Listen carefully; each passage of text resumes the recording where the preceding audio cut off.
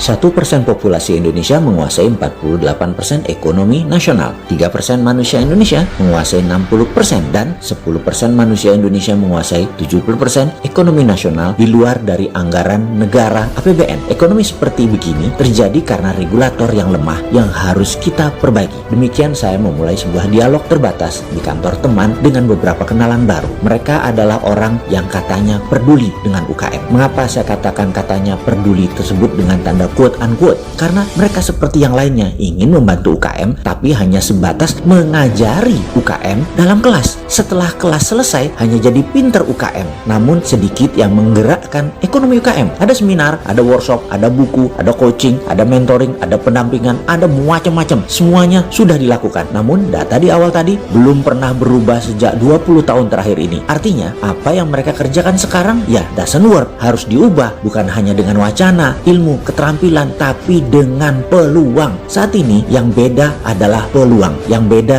yang tidak adil adalah kesempatan. Coba deh, apa syarat pinjaman bank? Ada jaminan. Apakah semua pengusaha punya jaminan? Apakah UKM punya jaminan? Pertanyaan berikutnya, apakah syarat IPO di bursa saham? Omsetnya harus di atas 50 miliar setahun atau kapitalisasinya harus besar. UKM bisakah melantai di bursa IDX? Pakai fintech?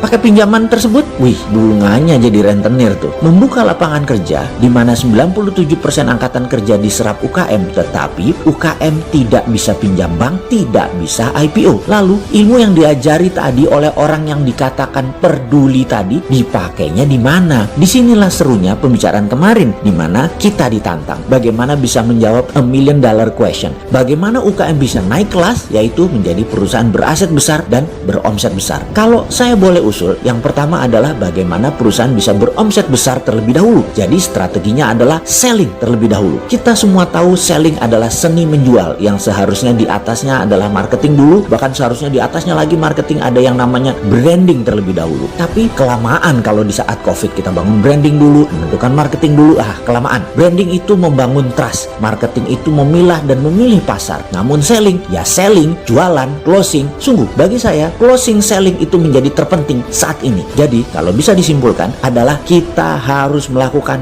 push selling. Pull selling atau menarik adalah strategi online shop, berjualan menggunakan sosmed seperti IG atau FB, marketplace seperti Tokopedia, Bukalapak, Shopee. Itu semua besar biaya iklannya karena membuat orang kita tarik datang ke landing page kita, datang ke lapak kita. Di masa daya beli pilih-pilih seperti saat ini, karena kontraksi ekonomi resesi dunia, maka pull selling kurang agresif, narik itu kurang agresif. Kita harus nyerang. Menyerang itu apa? Namanya push selling. Kita datangi sosmed orang, kita sambangi email orang, WA orang, Telegram grup, apapun kita infokan, kita serbu dengan berbagai tools. Oke, ada yang perlu contoh push selling lebih rinci nggak? Oke, kita jelaskan, kita sederhanakan, kita ikuti cerita ini. Beberapa saat yang lalu ada pertanyaan dilontarkan ke saya. Bisa jelaskan apa itu dinaran, Pak? Pertanyaan datang dari seorang yang baru dikenalkan oleh mitra bisnis saya. Saya pun menjawab begini. Dinaran adalah GoPay plus Genius plus debit card plus underlying emas. Oh gitu, sistem pembayaran toh. Saya pikir dinaran itu seperti beli emas di Pegadaian, hanya lebih liquid karena berbasis teknologi digital. Oh bukan Pak, dinaran adalah aplikasi alat bayar multi channel. Saat ini kita luncurkan dinaran emas seperti tadi yang saya jelaskan. Nanti akhir Oktober 2020 ini ada dinaran dolar, di mana underlying dana Anda bisa memilih dolar sekarang. Ke depan bukan hanya emas underlyingnya, tapi bisa pilih dengan dolar. Di akun yang lain tentunya, Anda boleh punya 2 akun di dinaran. Satu dinaran emas, satunya dinaran dolar. Jadi penjelasan lengkapnya dinaran dolar adalah GoPay plus Genius plus debit card plus